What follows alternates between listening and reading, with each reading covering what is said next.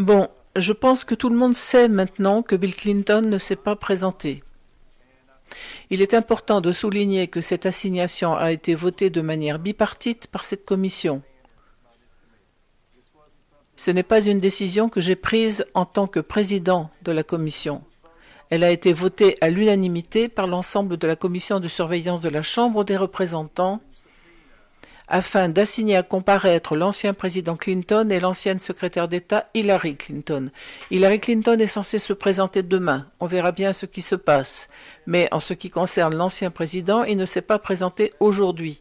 L'une des raisons pour lesquelles, je pense, la plupart des Américains veulent que le président Clinton réponde à certaines questions est qu'il s'est rendu à la Maison-Blanche. Jeffrey Epstein s'est rendu à la Maison-Blanche 17 fois pendant que Bill Clinton était président.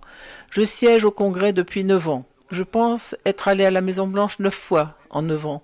Epstein y est allé 2 fois plus souvent que moi, sous le mandat d'un seul président.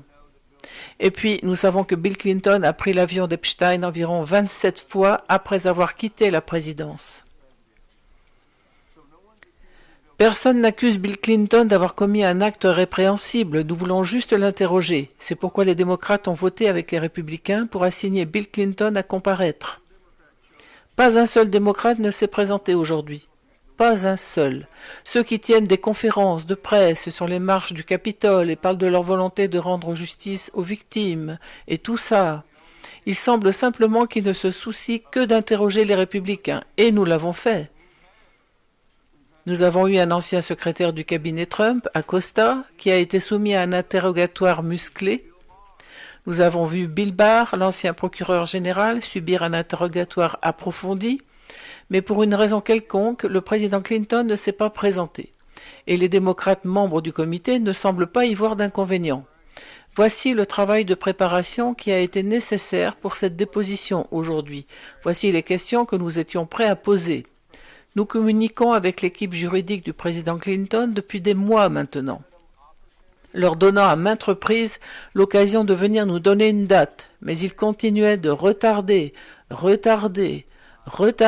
au point où nous ne savions pas s'ils allaient se présenter aujourd'hui ou non. Je trouve cela très décevant que Bill Clinton ne se soit pas présenté à sa convocation légale, qui a pourtant été votée à l'unanimité par la commission de manière bipartisane. La semaine prochaine, nous demanderons à la commission de surveillance de la Chambre des représentants de condamner l'ancien président Clinton pour outrage au Congrès. Voilà, je suis prêt à répondre rapidement à vos questions.